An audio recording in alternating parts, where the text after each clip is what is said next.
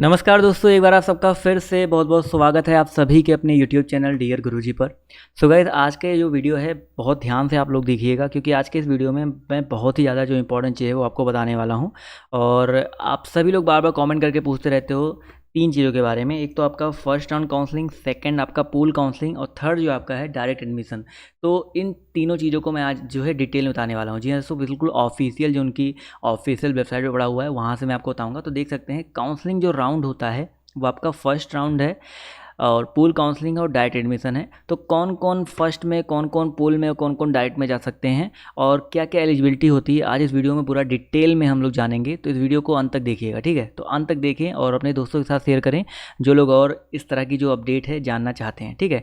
तो इस वीडियो को अंत तक देखिएगा। तो चलिए अब स्टार्ट करते हैं इस वीडियो को। मेरा नाम आर्यन जायसवाल है और आप सभी को पता है कि मेरे इस चैनल पर आप सभी को लगातार जो है जितनी भी आपकी क्लासेस हैं बीएड की, टेट की, सीटेट की, लगातार चलाई जा रही हैं। तो चैनल को फॉलो कर लीजिएगा जिससे आने वाले एग्जाम्स के लिए आपको जो है वीडियोस के नोटिफिकेशन मिलती रहे। तो यहाँ पर सबसे पहले हम लोग जानेंगे भाई किसके बारे में, काउंसलिंग राउंड के बारे में। तो अब पहली बात तो ये समझ लो कि आपका काउंसलिंग कब से स्टार्ट होगा। काउंसलिंग जो है आपका 18 सितंबर जो है डेट आई हुई है। तो 18 सितंबर से जो आपकी काउंसलिंग है वो आपकी होगी।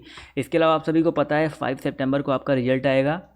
और काफ़ी लोग आंसर की के बारे में पूछ रहे हैं, तो आंसर की देखिए, अगर आता है तो आपको नोटिफिकेशन दिया जाएगा, नहीं आता है तो हो सकता है इस बार आंसर की ना आए, बट आना होगा तो 25 तारीख तक आ जाएगा आपका, ठीक है। तो चलिए अब काउंसलिंग के बारे से सीधे जान लेते हैं। तो काउंसलिंग बेसिकली कब होता है, जब आपका रिजल्ट आएगा। और रिजल्ट आपका मतलब आप ये मान के चलिए कि आपकी रैंक, रिजल्ट में आपका क्या क्या होता है। रिजल्ट में आपका नंबर होता है, नंबर के साथ साथ आपका रैंक होता है। रैंक में आपका एक स्टेट रैंक होता है। इसके अलावा स्टेट रैंक के अलावा आपका जो है नॉर्मल जो आपकी कैटेगरी होती है, जैसे ओबीसी हो गया, SC ST हो गया या EWS हो गया, तो इस तरह की कैटेगरी रैंक होती है, उसके हिसाब से जो आपकी काउंसलिंग होती है। तो यहाँ पर देखिए जो काउंसलिंग राउंड फर्स्ट होता है, पहले हम लोग फर्स्ट काउंसलिंग के बारे में जानेंगे। तो यहाँ पर आप लोग देख सकते हैं, मैंने आपको रिक्वायरमेंट क्या क्या है, किस किस चीज़ की रिक्वायरमेंट है, जैसे डिटेल क्या है, रिक्वायरमेंट मतलब बेसिकली डॉक्यूमेंट क्या क्या लगने हैं, वो मैं आपको स्टार्टिंग में बता चुका हूँ। बैंक अकाउंट डिटेल लगता है और ये सब चीज़ें मैंने बता रखा है कि काउंसलिंग में आपका बहुत ज़्यादा डॉक्यूमेंट नहीं लगता है, सिर्फ बैंक अकाउंट की डिटेल लगती है और साथ ही साथ आपका जो है ओरिजिनल मार्कशीट लगता है, ठीक है। अब सीधे हम बात करते हैं फर्स्ट राउंड काउंसलिंग के बारे में। तो यहाँ पर रजिस्ट्रेशन देख लीजिए। पहले आपका फर्स्ट स्टेप होता है रजिस्ट्रेशन का, जहाँ पर आप लोग जा करके अपने स्टेट रैंक के बेसिस पे रजिस्ट्रेशन करते हैं, अपना कॉलेज फिल करते हैं। कॉलेज की डिटेल आपको वहाँ पर मिल जाएगी जब आप लोग फिल करोगे। साथ ही साथ यहाँ पर इसके अलावा आप लोग को अपनी बैंक अकाउंट डिटेल डालनी पड़ती है। क्यों डालनी पड़ती है, क्योंकि बेसिकली वहाँ पर क्या होता है कि अगर मान लीजिए आपको कॉलेज नहीं मिलता है तो 5,000 रुपये एडवांस फी आपका जमा होता है, वो आपको क्या होता है, रिटर्न हो जाता है, ठीक है। वो रिटर्न करने के लिए आपको बेसिकली बैंक अकाउंट डिटेल देनी पड़ती है, जिससे आपको उसी अकाउंट में रिटर्न हो। इसके अलावा candidate appear in the qualifying examination, यहाँ पर ये सब चीज़ें दी गई हैं। और यहाँ पर सिंपल सा एक चीज़ और इंपॉर्टेंट दिया गया है, ध्यान से देखिएगा। यहाँ पर दिया गया है कि candidate who have completed step 1 have to pay 5,750 rupees, यानी कि जो पहले काउंसलिंग को बेसिकली करता है वहाँ पर उसको क्या 5,750 रुपये फ़ी पे करना पड़ता है। तो जैसे 750 रुपये जो होता है आपका काउंसलिंग फ़ीस होता है और 5,000 रुपये जो होता है वो एडवांस कॉलेज फ़ीस होता है। ये ऑनलाइन मोड मतलब आप नेट बैंकिंग, डेबिट कार्ड या क्रेडिट कार्ड के थ्रू जो है पे कर सकते हैं।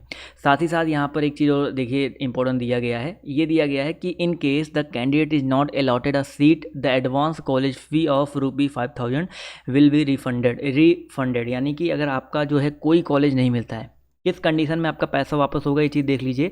काफ़ी लोग इस डाउट में रहते हैं ना कि सर मैंने तो कॉलेज लिया नहीं और तो मुझे क्या बोलते हैं पैसा वापस नहीं हुआ। अगर आपको कोई कॉलेज मिल जाता है, आप एडमिशन नहीं लेते हो तो आपको पैसा नहीं मिलेगा। लेकिन अगर आपको कोई कॉलेज मिलता ही नहीं है, यानी मान लीजिए आपने एक एग्जाम्पल के तौर पर आपने 4 कॉलेज डाला, आपको उन चारों कॉलेज में कोई कॉलेज नहीं मिला, कोई सीट नहीं मिली, तो आपका 5,000 रुपये जो है वापस हो जाएगा। 750 रुपये जो है वो नॉन रिफंडेबल होता है, वो आपका वापस नहीं होगा। तो ये तो हो गया भैया आपका पहले काउंसलिंग में कौन कौन जा सकते हैं, क्या क्या रिक्वायरमेंट है। तो सभी लोग मतलब चाहे आपकी रैंक कितनी भी हो, आप लोग पार्टिसिपेट जो है कर सकते हैं, ठीक है। इसके अलावा रैंक लिस्ट आपकी सब जब बन के आएगी वहाँ पर साफ साफ लिखा होगा। इसके अलावा चॉइस फिलिंग होता है। चॉइस फिलिंग के बाद आप सभी को इसका प्रोसेस मैं ऑलरेडी आपको बता रखा हूँ। फिर कॉलेज अलॉटमेंट होता है। ये तो हो गया भैया फर्स्ट राउंड काउंसलिंग। अब हम लोग बात करेंगे पूल काउंसलिंग के बारे में। तो देखिए पूल काउंसलिंग क्या होता है, मैं आपको यहाँ पर बताता हूँ। पूल काउंसलिंग बेसिकली क्या होता है, तो ये है आपका पूल काउंसलिंग, जिसे हम लोग सेकंड राउंड बोलते हैं। यहाँ पर देख सकते हैं साफ साफ लिखा गया है राउंड 2 पूल काउंसलिंग। तो ये कौन कौन एलिजिबल है वो पहले जान लो कि for pool counselling only those candidates are eligible, वही कैंडिडेट सिर्फ योग्य हैं जिन्होंने मतलब पहले राउंड में या तो पार्टिसिपेट नहीं किया था, तो आपके सामने दो ऑप्शंस है, या तो पहले राउंड में आप लोग पार्टिसिपेट ही ना करो, और पहले राउंड में पार्टिसिपेट वही नहीं करते हैं जिनको लगता है हमको कोई कॉलेज नहीं मिलेगा, मेरी रैंक ज़्यादा आई हुई है, या आपको पहले कॉलेज में पहले राउंड में कोई भी सीट आपको मिली ही नहीं, यानी कि कोई कॉलेज आपको मिला ही नहीं। अगर आपको कोई कॉलेज मिल जाता है तब आपको पूल काउंसलिंग में जो है फ़ायदा नहीं मिलेगा, पूल काउंसलिंग आप लोग नहीं करा सकते हो। जैसे मान लीजिए आपने पहले काउंसलिंग में 2 कॉलेज डाला, उसमें से एक कॉलेज आपको मिल गया, तो आप लोग पूल काउंसलिंग में भाग नहीं ले सकते हो। पूल काउंसलिंग में वही भाग ले सकते हैं जिन्होंने पहली काउंसलिंग में भाग ही नहीं लिया, या पहली काउंसलिंग में भाग लिया था उनको कोई कॉलेज नहीं मिला। समझ में आ गया ना? तो यहाँ पर साफ साफ लिखा गया है। इसके अलावा यहाँ पर एक जो और जो लिखा गया है, प्रोसीजर क्या है भैया पूल काउंसलिंग का? Procedure for pool counselling the as the same, यानी कि जैसे आपका पहला काउंसलिंग था वैसे ही सेम है, बट यहाँ पर एक चीज़ और इम्पॉर्टेंट दिया गया है कि यहाँ पर काउंसलिंग फ़ी लगेगा, साथ ही साथ फुल कॉलेज फ़ी पेमेंट, यानी कि आपकी जो है काउंसलिंग फ़ी तो लगेगी 750 रुपये, साथ ही साथ यहाँ पर full they have to also deposit 51,250 रुपये, और 51,250 रुपये आपको पे करना पड़ेगा, और 5,000 उनको पे करना पड़ेगा जो SC और ST के कैंडिडेट हैं, ठीक है। और this amount will not be refunded if the candidate is allotted a college, यानी कि ये जो आपके 51,250 रुपये लग रहे हैं ये आपका रिफ़ंड नहीं होगा। कब नहीं होगा? अगर आपको कोई कॉलेज मिल जाता है। कोई कॉलेज नहीं मिलता है तो ये आपका रिफ़ंड हो जाएगा। समझ में आ गया ना सर कि पूल काउंसलिंग में कौन लोग भाग ले सकते हैं, कौन लोग नहीं ले सकते हैं? आई होप ये चीज़ क्लियर हो गया होगा। अब हम लोग बात करेंगे किसके बारे में भाई? अब हम लोग बात करेंगे सिंपल सा डायरेक्ट एडमिशन के बारे में। तो यहाँ पर सीधे हम लोग आते हैं डायरेक्ट एडमिशन की तरफ। तो डायरेक्ट एडमिशन, चलिए यहाँ पर आते हैं, ये रहा, 1 मिनट रुक जाइए, चलिए। तो ये रहा डायरेक्ट एडमिशन, जिसको हम लोग बोलते हैं राउंड नंबर 3। तो this round of counselling is done at the college level, यानी कि ये कॉलेज लेवल पर डन होता है। Only those candidate can take part in this round of counselling who possess a valid state rank, यानी कि उनकी एक वैलिड स्टेट रैंक आई हुई है।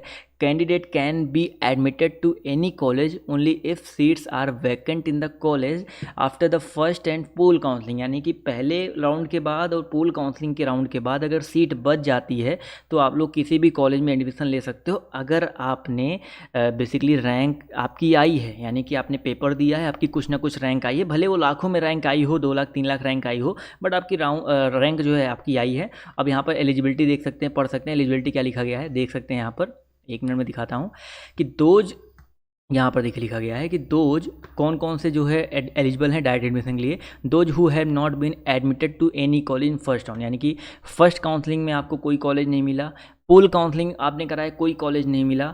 Those who have not participated in the counselling process, मान लीजिए आपने पहले राउंड में और दूसरे राउंड में आपने भाग ही नहीं लिया, आपको लगता है यार आपकी रैंक बहुत ज़्यादा आई हुई है, सीधे मैं डायरेक्ट एडमिशन के लिए जो है प्रोसेस करूँगा, तो आप लोग यहाँ पर जो है डायरेक्ट एडमिशन के लिए जा सकते हो। तो काफ़ी मतलब मैंने आपको बताया था ना, डायरेक्ट एडमिशन के लिए एक फ़ायदा आपको मिल सकता है अगर आपकी रैंक बहुत ज़्यादा आई हुई है। और इसके अलावा आपको पता करना है सर कौन कौन से कॉलेज में सीट बाकी है, तो the college will verify the candidates detail from Lucknow university website and give direct admission to the candidate as per the rules. Fee bill deposit at the college level, यानी कि आपकी जो उस समय फ़ी डिपॉजिट होगी वो कॉलेज लेवल पर जो है आपकी फ़ी डिपॉजिट होगी। क्लियर है? तो ये रहा भैया आपका तीनों भैया जो आपने पूछा था ये क्या होता है, ये काउंसलिंग क्या होता है। तो आई होप अब जो आपको ये डाउट है क्लियर हो गया होगा। अगर आपके अभी भी कोई डाउट बचते हैं तो सीधे आप लोग कमेंट करिए, आपको सारे डाउट्स के जो आपके क्लियर है देखने को मिलेंगे। तो आज के इस वीडियो में सिर्फ इतना ही। बाय, टेक केयर, जय हिंद, जय भारत। मिलते हैं आप सभी से नेक्स्ट वीडियो में।